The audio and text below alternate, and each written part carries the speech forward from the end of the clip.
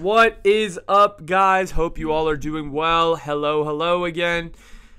Showered for you guys too, so I look all nice and fresh. Shout out to me. But it is insane to think that in a few weeks here, we're going to hit June of 2021, which let's just say that last year in June of 2020, I don't think a lot of us thought that we would be at this point. So yay for that, and yay for summer. And here's to hopefully meeting a few more new people on this podcast. But speaking of meeting new people, we got a new episode here on the podcast, and it is number 22. Yes, sir. And I thought I would touch on something that I really haven't talked a lot about on the podcast, and that's friendship. Friends truly mean a lot to me. I know they mean a lot to all of you guys listening. And I thought, and honestly, this podcast really wouldn't have been possible without a lot of humans emailing me back and being interested in spending time with me on this project of mine, including a lot of my friends. So shout out to you guys. On this episode, I thought I would pose the question, how do you make friends? Right? And to fully answer this question, I brought on the master of making friends himself, Rob Lawless, also known as Rob's 10K Friends. You may have heard of his Instagram and TikTok page, or you may have seen him on the Kelly Clarkson show, but Rob, since being laid off from his full-time job in 2018, has jumped fully into this project, and his goal is to meet 10,000 new people from all corners of the world, and spending an hour with them trying to form a human connection. As one of Rob's 4,300 plus friends that he's met through the course of this project, I thought it would be cool to get Rob on the podcast and talk all about human connection, the humble beginnings of this project, how one connection can lead to another, and why human connection is important and how we should keep it in our daily lives. Overall, this podcast is a great listen with a man who has accomplished a tremendous amount in his own right with Rob. So, I hope you all enjoy it, and I hope you all learn a thing or two about human connection. Cue it up. Look at that. Coming to you live from my parents' house, we got episode 22 of the Essential Question podcast. And today I'm honored to bring on Philadelphia's finest here, guys, Rob Lawless. What's going on, Rob? What's up, man? Good to see you again. Calling in from my parents' house, so evening the playing field here. There we go. It's good to talk to you. So, hey, parents' house is underrated, right? Look at that. We got Agreed, two especially in the calling in here. So again, I'm going to let Rob introduce himself in a second here, but Rob is a very, very special guest. He's doing a lot of really cool things in regards to human connection and making friends. And so our essential question of the day for Rob is, how do you make friends? Which is something that he should be able to help with, considering he has over 4,300 of them now. 4,300, Rob? Yeah, over 4,300. Yeah, over 4,300 of them. So I want you to explain to the audience in like 2 sentences like, who you are. Like what, like give the bare bones summary, and we'll obviously get into all like the intricacies later on. Of course.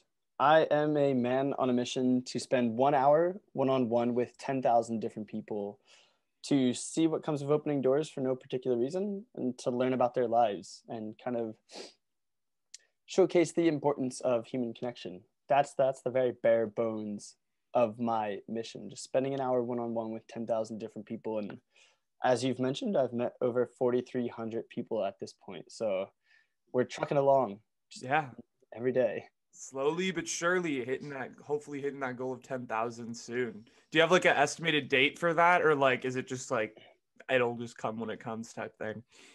I think of more, it'll just come when it comes, but I say within the next 10 years. So I started November 11th of 2015. Okay. So it's been 5.5 years since I started. In that time, I've met 4,300 people.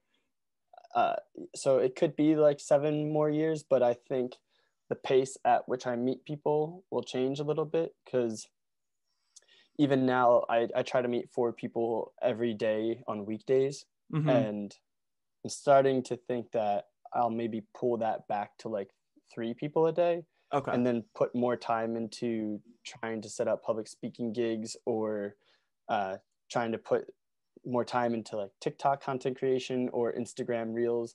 I think I need to play around with my content a little bit to grow, and I'm kind of all my time was dominated by meeting people and posting their stories, but I want to take like a little more strategic approach to it in the future. For sure, for sure. So for those of you that don't know, me and Rob have actually met before. I was number 4,200. I got an even number. I'm very, very happy. It's the best number, 4,200. It like rolls off the tongue. Nice and clean. I know, right? I was really happy when you said 4,200. I was like, wow, I got such a cool number. So like, had and I knew about you through Matt's Yes Theory post like a couple years ago, like on Instagram. And I think I DM'd you then, but like stuff came up or whatever. Have you noticed that's like something that happens a lot is like there'll be like someone who posts on their Instagram story or on IG and they'll like hit you up and it'll be like a chain reaction. Is that something that's happened a lot? Absolutely. I would say the majority of the people that I've met found me in that type of way where they saw me through a friend or someone that they follow that posted about it. Yeah, Matt, when I met him in May of 2018, so 3 years ago, he shared it to his Instagram story, and then I started to meet some people in their circle, and then Amar took a video of me and posted it to the Yes Theory Instagram story, and I still to this day meet people from that story, which is crazy. But then like I meet those people, and then their friends see, and then they reach out to me to meet, and then their friends see, and they reach out to me. So the ripple effect is crazy, and that's kind of something that holds my curiosity in the project is like, okay, if you just start meeting people, where does it take you? Like if you're just open to going wherever it goes and you just follow those doors that open, where does it take you? And right, that's what we're going to see. That is really crazy that you still get like people from that post like 2.5 years ago, like hitting you up. I guess that just proves how strong like Yes Theory's community really is, in terms of, you know, just reaching out to the people. Definitely. Yeah. So I want to take it back a little bit. So you obviously like your background, I did a little bit of research, looked on your website, and you're kind of a finance man, finance, entrepreneurship, that type of thing. But like before that, like in school, were you always like a really social guy, or like was that something that just kind of you developed over time? I have always been a social person. And it's funny because people are curious about that too. They're like, were you a shy person who wanted to step outside of your comfort zone and this was your way of doing it? And no, I've always been a people person. I went to a pretty big grade school. It was like a K-8 Catholic grade school. Mm-hmm. It was one of the bigger ones in the area. And then my high school was pretty small. I went to a Catholic high school. We had 500 kids total in my school. So my class was like 170. And it actually closed 2 years after I graduated and combined with another school. But I was really involved when I was a student there. I did student council. I played soccer. I played golf for 2 years. I was in the National Honor Society, a community service club, and I worked part-time. And then I actually, my senior year, I took classes at Villanova University part-time as well. So I had my hand in a lot of things in high school. And then in college, I went to Penn State University. And one of the reasons I chose Penn State was because it was 40,000 students. And I wanted to go to a place where I could meet a lot of people, but also always have new people to meet. And I did everything there that I could. Well, not everything, but I got really involved. I did the Penn State Dance Marathon, which is a fundraiser to raise funds and awareness for the fight against pediatric cancer. I did Habitat for Humanity. I would build houses over spring breaks. I did a fraternity. I was a tour guide for prospective students, and I was part of our homecoming efforts. So all super social in college, and I had a very even split between academics and social life. I always said, like, I don't let my academics get in the way of my social life, and I don't let my social life get in the way of my academics. So yeah, I've always been a social person. So unsurprisingly took on this path. That's awesome. Yeah. I mean, I don't know, like, cause I've seen people who have like had kind of that opposite story of you, which are like, oh, like before I was like the super quiet kid and now like I'm trying to come out of my shell. So this was like pretty unique just to be like, yeah, you know, I've always been social, but I just kind of decided to go like take the full plunge type thing. So you were, as I mentioned earlier, you got your degree in finance and business, which is a very long way off from what you're doing now. So can you kind of explain like what the transition was to go from like, you know, obviously a very corporate go 9 to 5 lifestyle to this creative kind of project that you've really gone full time into the last 5.5 years? Yeah, when I was in school, I majored in finance and then I minored in accounting and entrepreneurship. And I have always been interested in entrepreneurship, but finance was kind of like the logical path, I guess you would say. Like graduating with Mm-hmm. student loans and stuff, I knew that getting a job in finance would help me pay off student loans as quick as possible. And my approach to life at that point was I'll make as much money as quickly as I can and then I'll retire and I'll live life the way that I want to. Right. But entrepreneurship was always like, hey, but maybe why don't you try your own thing and put a lot of upfront effort into it and see if you can escape this corporate life path. So when I graduated in May of 2013, that summer I started doing consulting for Deloitte, the consulting firm, and I had like great salary. Like I had a girlfriend at the time. I was in a position where they were going to pay for me to get my MBA. So I, on paper, was in a really good spot, but I wasn't feeling fulfilled. So I was always thinking, okay, what can I do to have control of my future and like have the freedom to choose where I put my time? And I was always thinking of different ideas. And that's when I thought of this in January of 2014. And I thought it'd be really cool to meet 10,000 different people. I love meeting people. I have always been it's, excuse me, it's who you know, not what you know. So I always believed in that and was kind of curious to see what would happen if I went out and met 10,000 people. And initially I thought I would do it for 10 minutes at a time. And then that just wasn't a good idea. So I never took action on it. I left Deloitte after a year and 3 months and I went to a tech startup in Philly that had 24 million in funding. I was their 80th employee and I kind of helped them grow their sales team.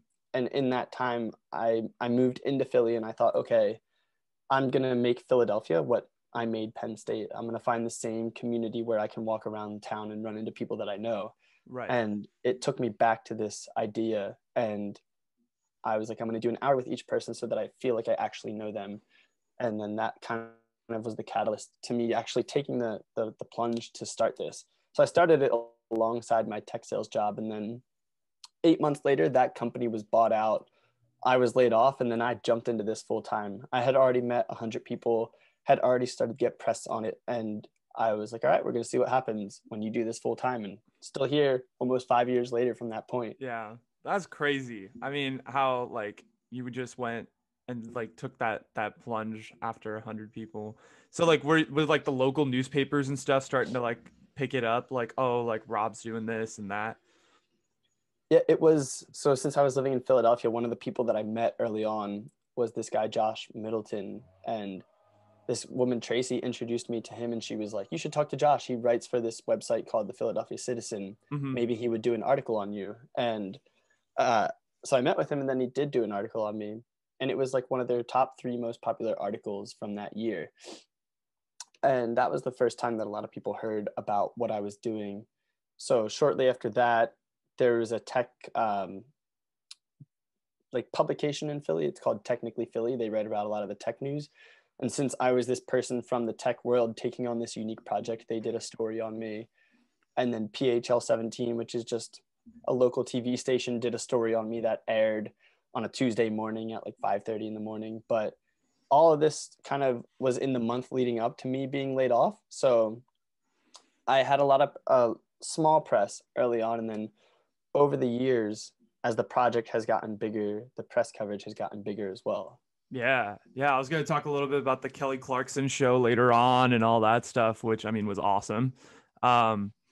Yeah, sorry about my video, by the way. The sun No is worries. just I see so bad. the sunlight Yeah, coming it's through. so annoying. It always at like 10 a.m. I always record these at like 10 to 11, and it's when the sun is at its peak, and I got this like skylight in my room, and it's always just shines right on my web camera. So Yeah, it's what are creating the an odds? angelic glow around you. I know, right? Angelic glow. I love it. Episode 22. What can I say? So I want to take you back to that first friend that you met. What was that whole experience like? Because I'm sure you're going into this like, okay, I don't know how people are going to react. Is this dude like going to be like a psychopath like that I meet? Like these are strangers. I don't know. So like, what was it like meeting that first guy? And I'm just curious, like, was it awkward? Like what happened? It was pretty chill. He was the CEO of a website called billypen.com and they did news of the Philadelphia area. And I got in touch with him because they put out a who's next list every year of like who's next in the culinary scene or who's next in the art scene or the political scene. Mm-hmm. And I thought, okay, well, I'll just take those people and I'll try to meet all of them since they come from different backgrounds. And I emailed him to tell him what I was working on and asked him to be part of it. And we had lunch at a place called Cozy in Center City, Philadelphia. It was just my lunch break one day from work. And yeah, very like, I don't remember it being awkward at all. I don't remember. The only thing I remember is he said, "What am I, like the 1000th or 2000th person that you've met?"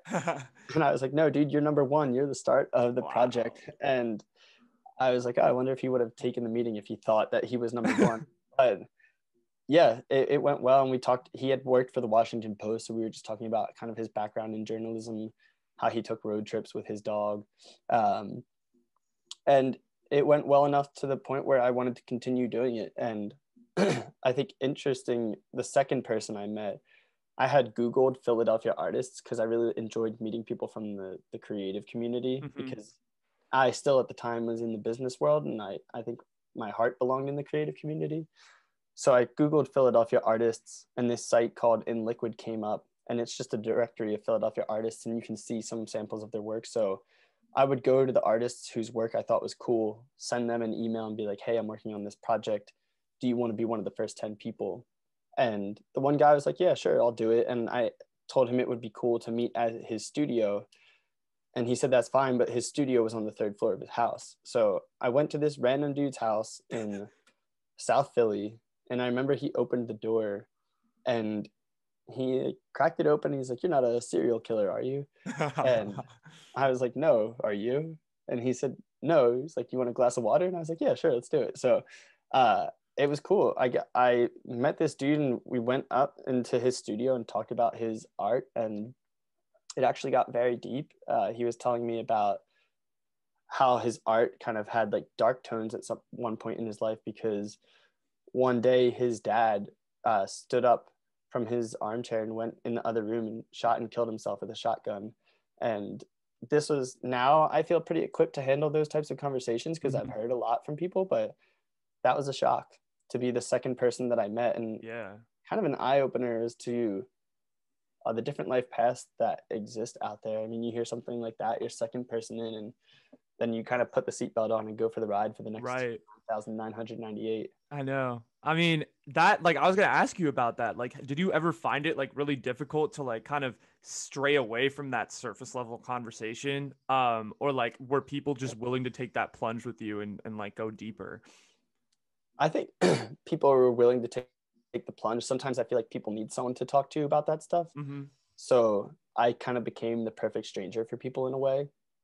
But yeah, it's funny because I don't try to guide people into the depths of their lives. I think like Humans of New York, for example, from what I understand, his style is like asking like 21 questions, trying to dive into the emotions of people and capture Right. this really beautiful story to go along with this really beautiful photograph that he takes of them. Mm-hmm. For me, as you know from our conversation, I just want to get to know someone. I don't care if it's surface level or if it's deep. I just want to have a connection with them for an hour. But yeah, people have taken me into some pretty deep parts of their lives. Like I've talked with people about their drug addictions. I've talked with people about losing siblings, losing parents, all these different things that would come up in people's lives, and we kind of touch on it. But I've learned to just sit and give people space to talk and not necessarily feel like I have to have a certain reaction or dive deeper. I can just give people space to get out what they need to get out. Right. Yeah, that's very interesting. It feels like, yeah, you're trying to like play that role of like the wall in some sort of way, and people can just kind of like tell you whatever they want, and you're just kind of there, if that makes any sense. Um, but I know like how hard it is to chase people down for this type of stuff because let's be real, a lot of people are like a little, like I don't know, blah blah blah. I have a podcast. I chase people down every day. I hoard them with emails. It's Mhm. part of the job. So like how did you get people to do this initially? Because I know now like obviously your DMs are loaded and you have a bunch of like people who are always down. But like initially, how did you get people to be like, okay, um, I, I'm doing this project and I want to do this. And how did you get people to just do it? Was it a lot of cold emailing? It was in the beginning. So kind of like I was mentioning of Googling artists and hitting them up. And Mm-hmm. then I just started talking about the project, and some people that I knew were like, I know this person that you should meet. They would be interesting for you to sit down and have a conversation with. Yeah. And then it was kind of me reaching out to people combined with the when the press started to roll in, combined with the word of mouth. And I think the word of mouth was the biggest piece, because where I was living at the time was about a 10-minute bike ride from Temple University in Philadelphia. Okay. And the summer that I took it full time, the summer of 2016, I met with a couple of students, and then they kind of told their friends. And then school started up, and there was a girl that I met in a sorority, and she literally stood up in her sorority chapter meeting and said, I met Rob. He's doing this thing. Everyone here should meet him. So then I was meeting all these sorority girls from Temple, and then I was meeting other students from Temple. And it just kind of, yeah, it moved in waves. I remember someone commented on my account one time, and they said, you need to stop meeting Temple students. It's just Temple student after Temple student. And I was like, well, that's not what it's going to look like at the end. You know, I have to give it time to evolve. And these are the people who are reaching out to me right now. So that's where Right. I'm going. So yeah, it was just word of mouth. And then it just continued, but the word of mouth started to shoot off in different directions. Mm-hmm. For example, there's an account in Philadelphia called Streets Department. He posts a lot of content about street art in Philadelphia, and has kind of gotten into politics over the last few years as well. But he had a following of like 100 something thousand people, and he posted about me one time. And so that was like this new area where all the creatives of Philly heard about me. And then other press things would happen. And then, you know, you get into Yes Theory, and then Ryan Seacrest, Kelly Clarkson, some other accounts like Special Books by Special Kids is a guy, Chris Ulmer. I met him for my project. He's posted about me a few times and has drove a ton of people my way. So yeah, I guess I'm getting ahead of myself here as into the later days. But in the early days, it was just me reaching out to people who I thought were cool, using things like that Who's Next list from billypenn.com. Mm-hmm. It was me DMing people who were like street artists in the Philly area, or photographers, things like that, or smaller artists that I thought were cool. And then the word of mouth. Yeah. That's awesome. I know like pre-COVID, you used to obviously do in-person meetings and you used to meet people and like go on adventures and stuff. Like I forget, I think it was in your TED Talk. I saw like you donated blood with someone one time. And then there was also like one time where you flew in an experimental plane. Like, do you want to talk about some of those experiences, like going on adventures with people? It was like very like Yes Theory vibes almost in a way. Yeah. Yeah. Yeah.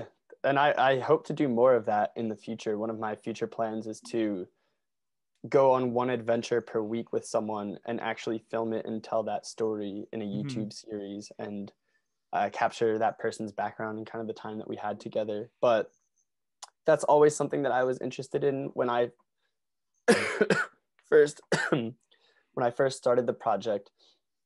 I thought I'm going to spend an hour with people doing what makes them interesting.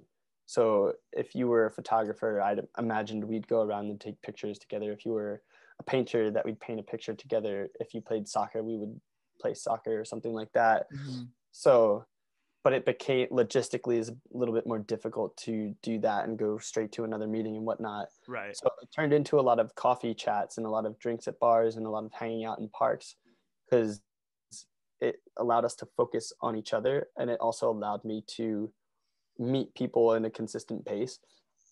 But every once in a while I did have some really cool adventures, and going in the plane was definitely one of the cooler ones. I was living in Los Angeles with a friend of mine from college Mm-hmm. who was just hosting me. And since I was there, I went down to San Diego and I crashed with these two random dudes who hosted me because I had been on a podcast of a friend of theirs. And while I was down there, I met this guy that my cousin had introduced me to. She introduced us through email. And when he responded, he said, yeah, sure, Rob, I'd love to meet. Do you want to go up in a modern or historical aircraft when we Wow. meet? And I said, yeah, that sounds awesome. So then I met him at the hangar, and then we drove up to his plane, and he said it's amateur built, so you don't have to fly in it if you don't want. And I didn't know that until that point. And then that's when I started I seriously had never seen a plane that looked like that before. Yeah.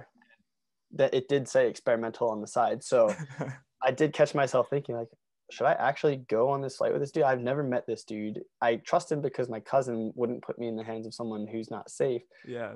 But at the same time, like Roy Halladay had died from a plane crash. Other people have died from plane crashes. And well, moral of the story is I went in the flight and I was scared, but it was a really cool experience. And it was like flying in a car almost. Like it was that intimate, even smaller than that. And every gust of wind you could feel the way it affected the plane and the way it corrected itself and whatnot. So it was awesome. And I had the opportunity to go to Hawaii for free because I met a flight attendant who gave me his buddy pass. And he said, yeah, man, whatever you want to fly, just let me know. I'll hook you up with my buddy pass. You can fly there for free. So I was in LA and I thought, okay, well, this is the closest I'll ever be to Hawaii. So I flew out there for free for 4 days, I think, and stayed at a hostel, and I met people for my project there. I DM'd a bunch of Maui-based accounts, and then I met people from my hostel, and it turned out to be an amazing experience. That's awesome. Of just having no plans other than I'm here to meet people. Yeah. And things like that. I've been able to go to Disneyland in California for free. I've had people fly me to Seattle, Orlando, Toronto, different areas, and hopefully many more experiences like that to come. I'm very driven by adventure. So that's a big reason why I'm passionate about the project too, is because it's one big adventure to me. So when I can incorporate many adventures along the way, that's when I feel most alive. Mm-hmm. I was going to ask you, because obviously 4,300 people, you've definitely met some people who are just like blown you away. Can you maybe talk about like some of the more interesting stories of some of the people that you've gotten the chance to talk to and stuff? Yeah, there's a guy that I recently met with who I think about a lot. I think I met him like 2 months ago, maybe, but his younger brother has Duchenne's muscular dystrophy. So his body, it's a progressive disease that is deteriorating his muscles, and the life expectancy of someone with that is 26 years old on average. And I believe his younger brother who has this just turned 26 like a week or so ago. Okay. And so the guy that I met, his whole plan was like, throughout life, was I want to save my younger brother's life. I want to extend his life. And he was driven to go to school and get a good job and make a bunch of money so that he could push it into research and whatnot. So I think he did Cornell undergrad, and then he worked for 2 years, and then he got his MBA at Harvard. So super smart dude. And when he was at Harvard, he realized that there's not a lot of time for him to just push it into research and wait for other people to solve this issue. Right. So he started his own company to create a drug to save his brother's life, and has been working on it for the past 2.5 years, I think. And what they did, they took a biopsy of his brother's muscle to figure out what they needed to do to like correct his muscles. So they were able to correct them in a petri dish. And then they did a mouse study, and that went well. So then they went to this development of this drug, and it's currently supposed to be done in June, and then he'll get FDA approval and all that good stuff. And he's hoping to administer this drug to his younger brother by the end of this year, early next year, in hopes of saving and extending his life. And to me, that was just wild because I'm 30. I think the guy that I met was 29 years old. And we've talked about the sacrifices in each of our paths. You know, you put off dating, you put off the stability of having your own house and a car and whatnot. And for me, the stakes are I'm taking this big risk so that I can free up my future to do whatever I want with my life. For him, the stakes are I'm trying to save my younger brother's life. And if I don't get this drug to him, he could pass away. Right. And that I have just never, I don't think, come across a mission that I found so important. Like, I couldn't imagine trying to save your brother's life being your day-to-day work, because the stakes are so high. And it's like, how do you let yourself binge a Netflix series? That time could go towards saving your brother. The pressure is just massive.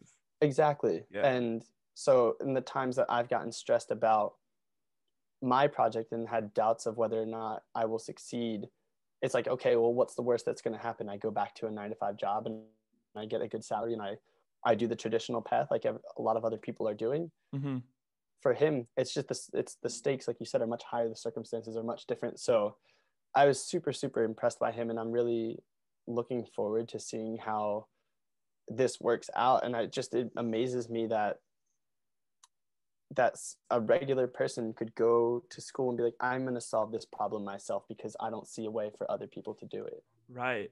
Right. That's fascinating. I mean, that's crazy. So you talked to him like recently, like a couple days ago, or? This was probably a month or two ago. Oh, okay.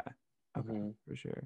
So I was gonna ask you, like, obviously, when the pandemic hit, that must have affected your plans since you were meeting people like in person and doing all of that.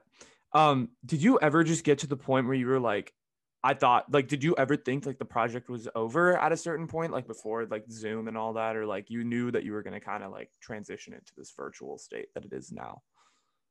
Initially, I thought I was going to put the project on pause and then come back to it and continue meeting people in person, because I kind of had this purist approach to it that I wanted every single person to be in person. Mm-hmm.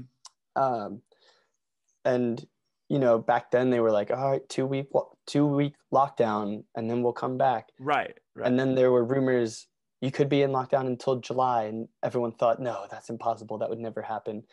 And here we are a year later, still way out of this. But I initially thought that I would postpone it. So I started to repost some old stories of people that inspired me. And I think none of us really knew what to do at that time. And I think there was so much of us trying to inspire each other to kind of make it through, because Mm-hmm. the world was crumbling around us. And I feel like I was trying to be one of those people to put things into perspective for people. But after a week of, because I don't do this as a side hustle, it's my full-time job. So Right. when meeting people got taken away, my days were completely empty, and I go crazy when I have nothing to do. So I was trying to watch videos on how to develop my public speaking skills, and I found myself really unmotivated in that. And then when it seemed like it was going to be a longer term thing, this lockdown, that's when I after like a week, I announced that I was going to go virtual. And Okay. actually Chris from Special Books by Special Kids played a big part in that, because he said, yeah, I think these are going to be historic times in line with the Great Depression, and I think to document them would be to do a service for other people. And that really helped me take that leap to go online, which that part was very seamless. Going to online and scheduling Zoom calls with people, it's easier than scheduling in-person meetings because the logistics are Mm-hmm. less to think about. And I'm actually now, a year later, very happy that I was forced to go online. I wish it was different circumstances, that we didn't have to have a global pandemic for me to do this. But Right. I've learned so much in the last year of meeting people from 80 different countries. I've met over 1,000 people since the pandemic began. My perspective of the world is just much wider now, and that's one of my favorite things about this project, is the perspective that I gained through it. But yeah, it's just now I think about what's going on in Peru or Estonia or Pakistan, like all these different countries that before were just out of sight, out of mind, and now it's like, oh well, I know people in these places, so I care about Right. them. Right. I mean, I think you brought up a good point with like the different countries. It's just, I feel like as Americans, we're so like obsessed with like our country, and it's so big and massive and there's so many people. And we also kind of get focused in our own little world that we just like forget that there's almost a whole world out there, and they have their own like issues, and there's just, it's a whole separate like situation. Um, And so, I mean, I think it's cool that that you have the ability to go international now, because like otherwise, like it would have been much, much harder, like in the past, to like fly out to Peru and Estonia and all these places. So, you Right. know, yeah. Yeah. Is that something you want to keep, like the whole Zoom meetings, like so you can meet people internationally as well? So I think the way it all depends, because I tend to go in the direction of things that seem most promising at the time. So before, like a couple of months ago, I was really into video and trying to learn videography because I want to get into this YouTube channel eventually. Now I have some public speaking things that seem like they could be lined up. So my focus is more on the public speaking, but I'm trying to get everything into balance, of like content creation, public speaking, meeting people. So I think in an ideal scenario, I would do 2 days of meeting people in person and then 2 days of meeting people virtually. And then one day focused on doing a fun activity with one person and capturing that and telling it in a story on YouTube. So that's the way that I think about things. But yeah, I will keep virtual calls because I don't want to lose that international perspective. And I think it's really valuable. And For sure. I guess I should also note, I do plan to travel internationally in the future. That's always been a goal of mine. I had assumed that I would either get to the point where I was making enough money or I would have partners, airlines or hotels or whatever, that I would be able to make that happen. And I still do intend to do that. And that's one of the cool things of the past year is I now have contacts in over 80 different countries that if I landed there would be happy to show me around or introduce me. So it's I've built this really nice international network that I'm sure is going to play out in really cool ways in the future. Yeah. Yeah. So talk about like the partnerships and stuff, because I know that's like a huge part of what you do. And, obviously you gotta have money coming from somewhere if you want this to be sustainable. So like I'm just curious as a creative myself who's, trying to make monetization a thing. How did you like kind of land sort of financial partnerships, brand partnerships, whatever it is? In the early days, I had people partner with me who were they were part of my project, so they wanted to support me in one way or another. So I had, back then I thought, okay, each month I will have a sponsor attached to my project. Like this month I'm partnered with Fishtown Pharmacy. That was the first partner I had. So this guy and I were having a beer. We were meeting just like you and I met for my project. And he said, I wish I could support you in some way. And I said, oh, I'm trying to get monthly sponsors. I want to tag them in every post for the month. And then at the end of each caption, put presented this month by Fishtown Pharmacy or whatever, so that people knew this company was supporting this project. So that happened for March of 2017. I had like probably 7,000 followers on Instagram at the time. And then from that, because I was posting about that, an urgent care center in Philadelphia hit me up and they said, hey, we're new in the city. We're trying to get the word out. What's your partnership? Let's do it. So they partnered with me. And then my dentist, who was a guy that I met through my project, he wanted to partner with me. So it just kind of, once the wheels got turning, it kind of rolled. And then I went out to LA and things kind of took a pause, but then I came back and continued that type of partnership model. But then I expanded into different things as the project got bigger. I had an agency in LA that reached out to me to be part of this social media campaign they were doing with Peace Tea, which is a brand under Coca-Cola. They just had me do like random acts of kindness with some of the people that I met. I did a partnership with Penn Medicine in Philadelphia where I met with 6 of their different surgeons. So they paid me to kind of highlight their stories and show the human side of them. My biggest one was with WeWork, the co-working space, where they paid me to meet people at their locations one day out of every week. And that lasted for 9 months, from June of 2019 until March. It was like March 6th of 2020. Okay, so literally like right before COVID. Exactly. Yeah. So, and that was cool. I loved partnering with them. They are all about community and entrepreneurship. Their company didn't grow in the way that they had anticipated. So the partnership didn't continue in the way that I had anticipated, but I loved working with them. Their spaces were always so cool, and the people that I met through their community was so cool. So those were the ones. And now I'm trying to shift more into public speaking as a way of, instead of having to incorporate a brand into the story of what I'm doing, trading my knowledge for value, because I think I can have an impact on students at universities or people in corporations in terms of human connection. For sure, for sure. So in terms of like human connection, so you've obviously been very active in talking to a lot of people during this pandemic.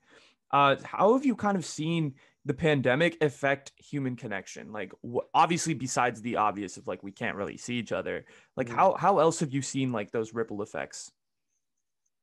It depends on, I guess, the people and the way that they treat it. Because I've had people on calls that I've talked to who said, "You're the first new person that I've met in the entire last year," which I'm sure has been the case for a lot of people around the world. If you're kind of stuck at home and whatnot, and you're not the type of person to be proactive about meeting random people, that might be the case. I think if I still worked at Deloitte, that would probably be the case for me. I'd probably be like married right now and I'd have my friends and it'd probably be me chilling with my wife and zooming with my friends. But uh, yeah, I've been able to meet a ton of people because of my project, and I've seen other people leverage communities like the Yes Theory Facebook group. To me, is one of the best places that someone from Gen Z or early millennials can go to meet new people, because I think everyone there is willing to have a conversation. So there's been people, a couple guys from Toronto, their cousins that I met, Ahmad and Hassan. They each met like 100 new people during quarantine. They set a goal for themselves. And then there's a guy from Germany who tried to meet one person from every country around the world in 80 days. And I think he reached like 190 countries or something like That's that. impressive. Very far, yeah. And I super respect him because I know how much effort that takes. And I've seen other people do very similar things where they go on these missions, and I think that's the really important thing for people who want to meet new people. And you said you saw my TEDx talk, and Yeah, yeah. I think I think one of the things that is underutilized by people is setting a specific goal for a number of people that they want to meet. I feel like people think it's Mm-hmm. weird, but if you can get yourself into a routine like going to the gym, then it becomes a part of your life. Like meeting new people becomes a part of your life, and the more you can do it in a planned way, the better you'll be when you do it in spontaneous ways, because you'll be confident in yourself when it comes to conversation. Definitely, definitely. That's a very true thing. I feel like the podcast has kind of helped me with human connection in a lot of ways, because I think before I wasn't really meeting a lot of people, but the podcast kind of gives me an excuse to just like get into conversations that I in no way have any business in. So it's like it's great because you just get to like talk to people you don't even you wouldn't even expect. Like I'm even with you, right? Like when you moved out to LA, I remember in our conversation we kind of talked about you moving out to LA, and you met some like really cool content creators. Obviously, Yes Theory being one of those, or a few members of Yes Theory being a couple of those people. And I noticed that you've met like a lot of crazy content creators. Is LA really as small a town as everyone claims it to be? It can be, I think. Yeah. Uh, with the view that I have of it, I see a lot of popular creators knowing each other. um, like as an example, Yes Theory, and then I met Zach King last October, and he's Mm-hmm. a super popular content creator. Yeah. And Zach knows of Yes Theory, and then this guy Graham Stephan, he does finance YouTube. Yeah. I met him when he had 100,000 subscribers on YouTube. I think now he has over 3 million. And I saw that Zach followed Graham, and I mentioned that to Zach when I was with him. I said, "Yeah, Graham was part of my project."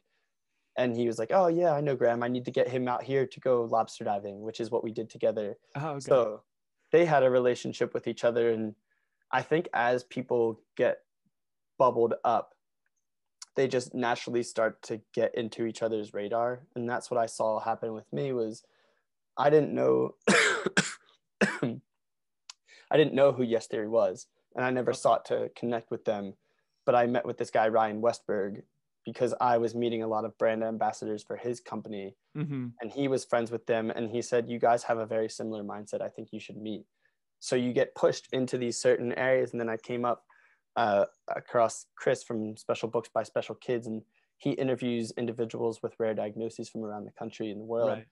And Chris and I are on very similar and very different paths at the same time. So we've kept in touch, and you just come across the plates of other people doing similar things when you start to, I guess, succeed in your own path.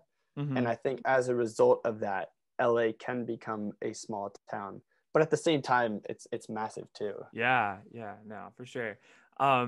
Did you like, so this was another question I kind of had. So you've obviously done this project in several different places, Philadelphia, LA. You said you went out to Hawaii even for a few days.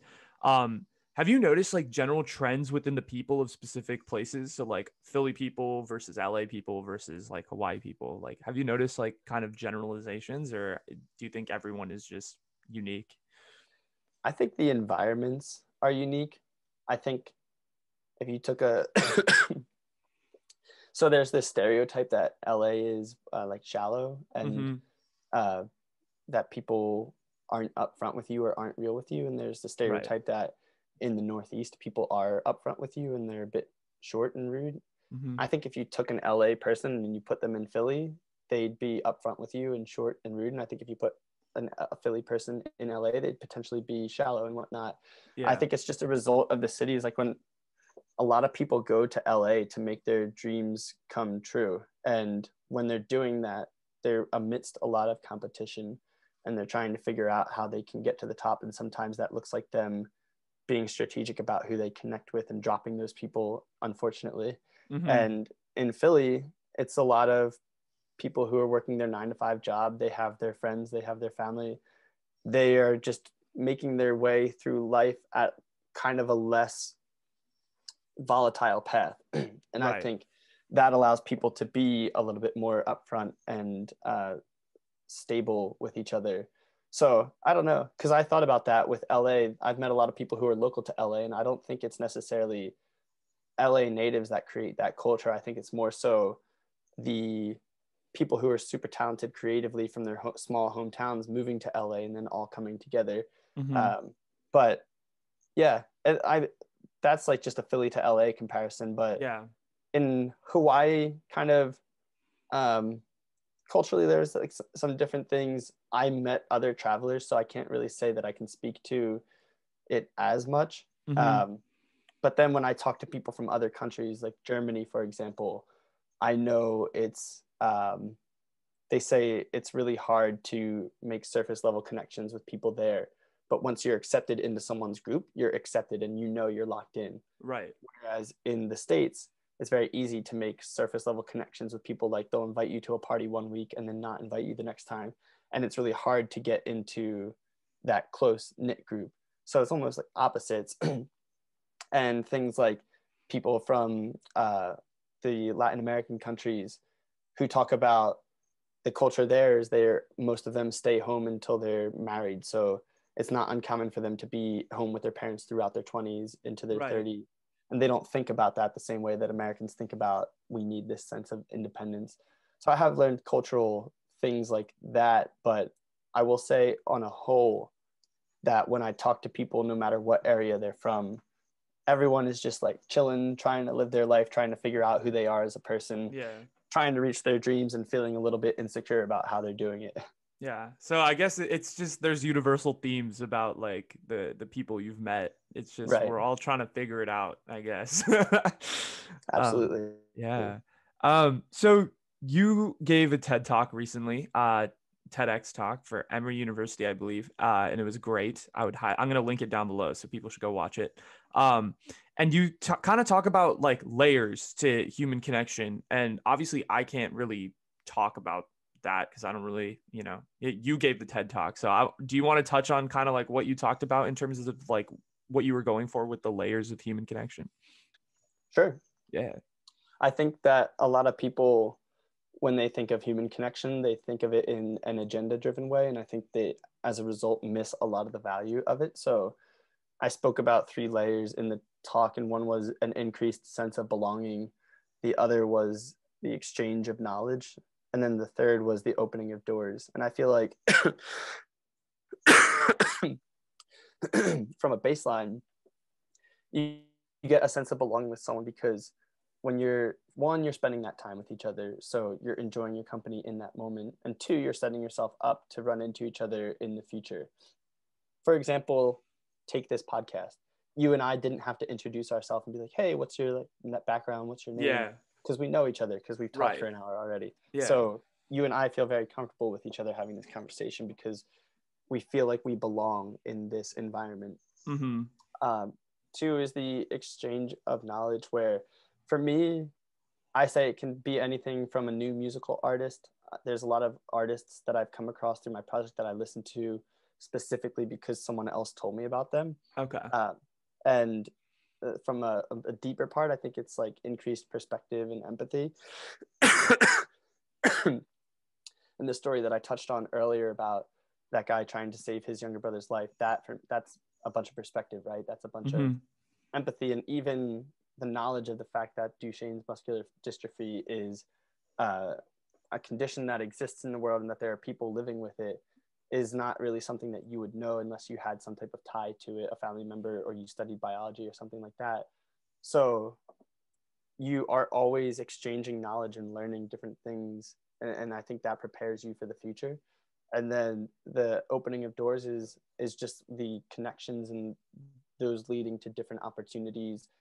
For example, me meeting a photographer for my project in Philly about 4 years ago, and his high school friends seeing that post and then following me for 3 years, and then me meeting her in Hoboken 3 years later, and her introducing me to the New York Post, to ABC, which led to now this covering me. So a lot of the bigger press coverage that I've gotten in recent years came from me meeting a photographer 4 years ago in Philly. And it's like, I opened that door 4 years ago. I didn't know that it was a door, but I was able to walk through it 4 years later because I took that time to have a genuine conversation with that guy. Yeah. So yeah. Go ahead. That's the gist of it. And then the point I was trying to make is that this is available to everyone to do. Like, you have a podcast, I have a project. Some people have a goal to meet 100 new people in quarantine. Some people can set a goal for themselves to meet one new person each month. And it's just, for me, people can do this every day. There's no barrier to entry. And that's what I was trying to kind of communicate with people. For sure. I think you did a really good job of that.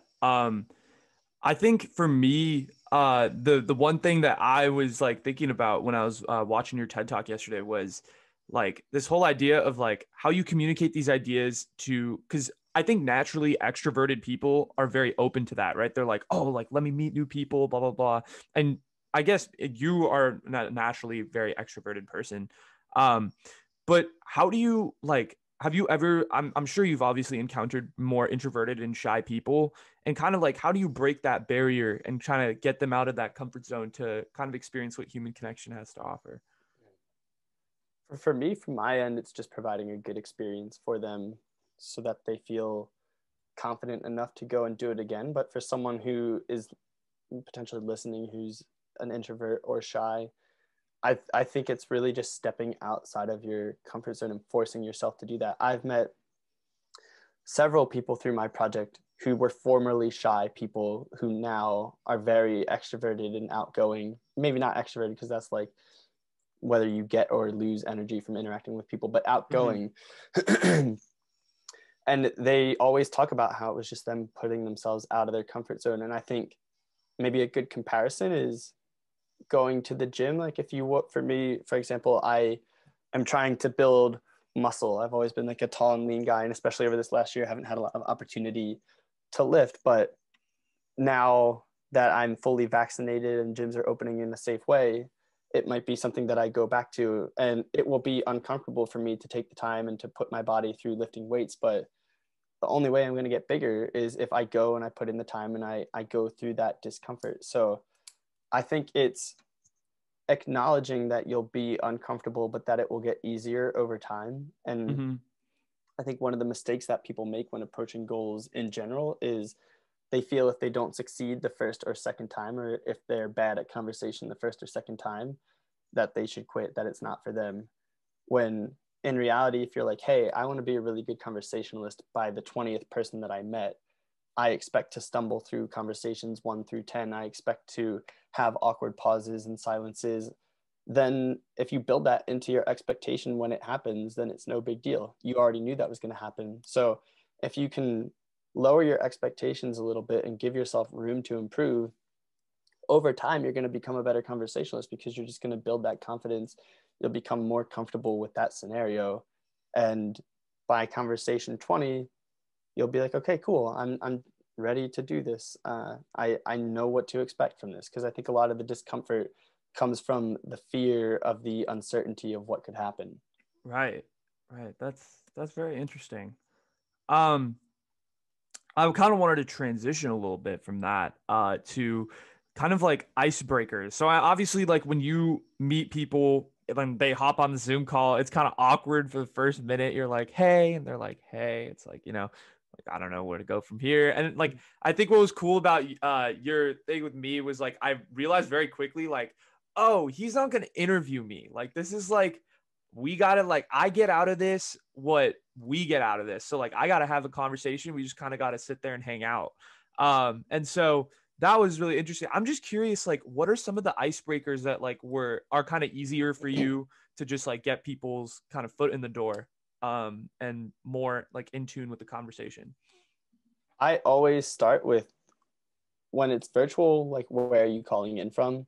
And when it's in person, are like, oh, did you grow I assume people grew up in the area that I meet them, but I ask, like, oh, are you from Philly originally? Did you grow up around here? Mm-hmm. Because immediately it gives you a story. So you tell me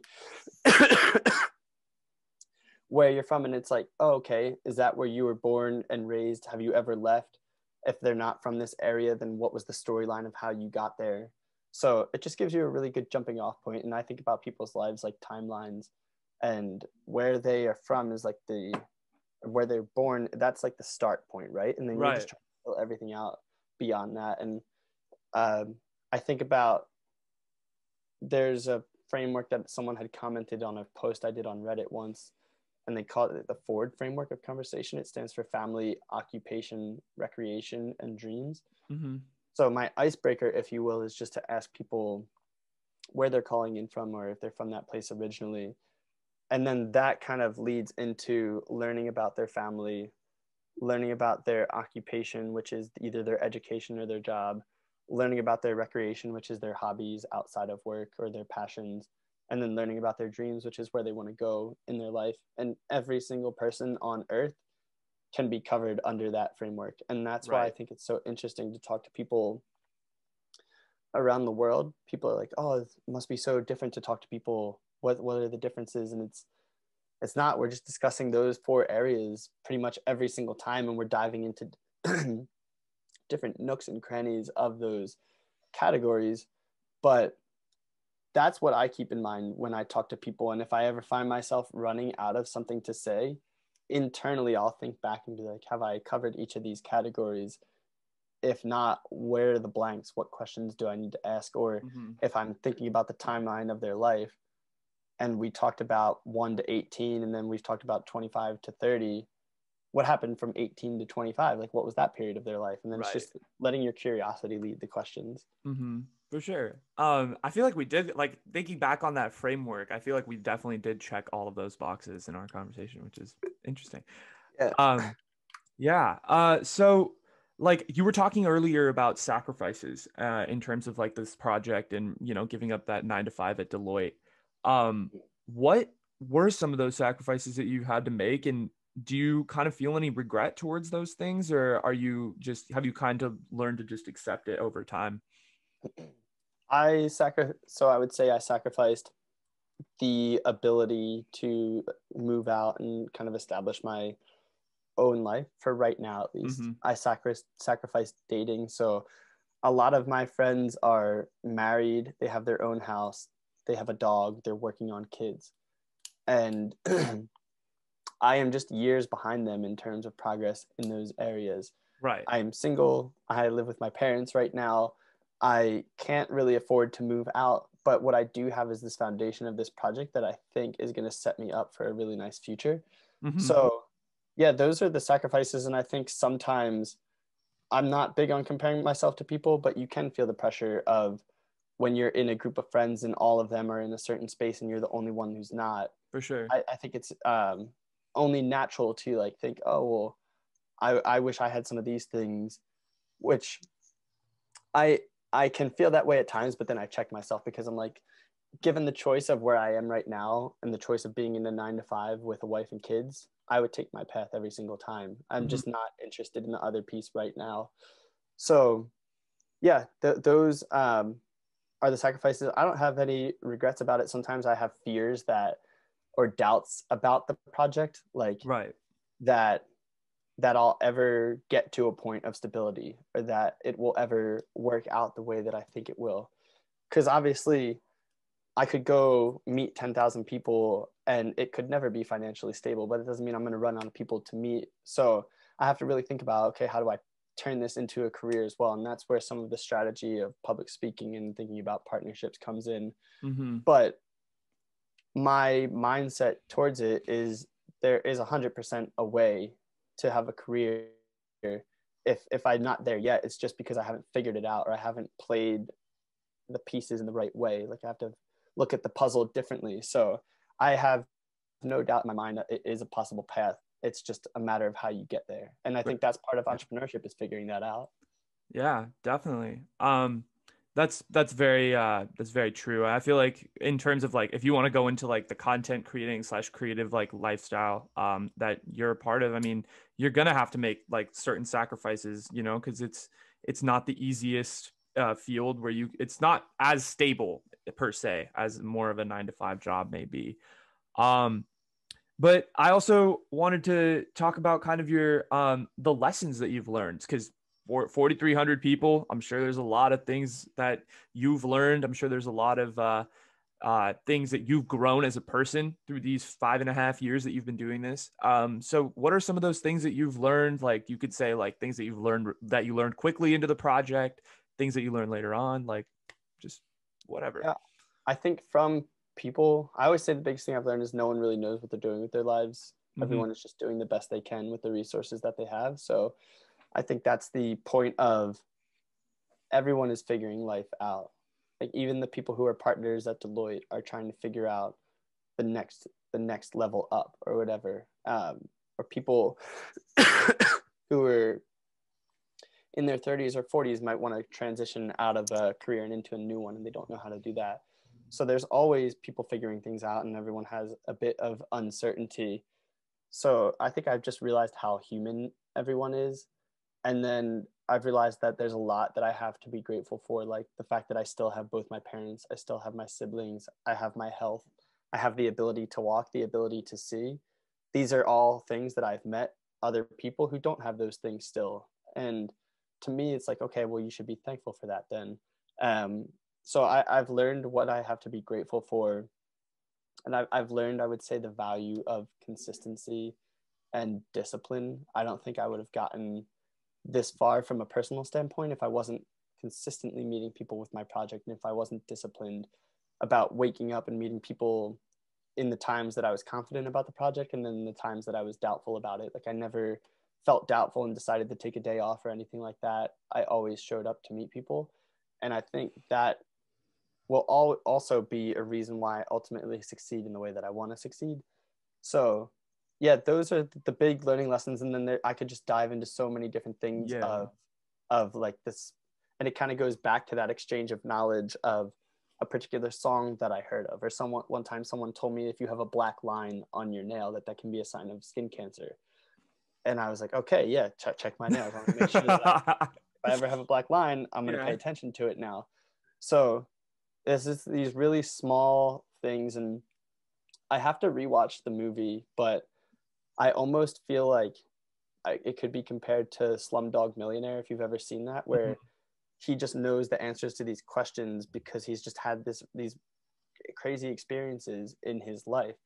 And for me, it's like I have the answers to so many questions that I'll probably never be asked, because I've just met so many different people who've taught me so many different things. Like a girl that I met who was in a car accident that left her paralyzed was telling me that sidewalks have a slight slant to them, and she noticed it when she started using a wheelchair because it was harder to roll with one arm than the other. Like it required more effort, but the reason they're slanted is for rain runoff. Like Okay. I would never pick up on that Yeah. walking. So small things like that, like times that piece of knowledge by 4,300, and then it's kind of what the experience has been like. Wow, that's crazy. I mean, I feel like you've learned so much you learn so much from every person that you interact with. So like I think you just take lessons from everybody, no matter who they are. Mm-hmm. Um, and of course, I have to ask you, where can all my listeners find you? Of course, Instagram. But if they want to meet you, can they just DM you, or like, what's the process?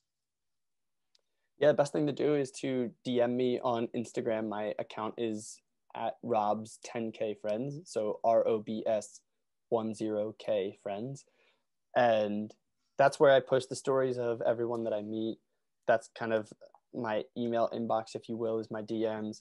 And then I'm also on TikTok, and there I post like a little bit more of the behind the scenes of my project and some of the lessons that I've learned, some tips for conversations and stuff. So I'm hoping to push a lot more stuff out on TikTok in the future as well, because I think there's really great opportunities for growth there. But yeah, Instagram and TikTok are the main things.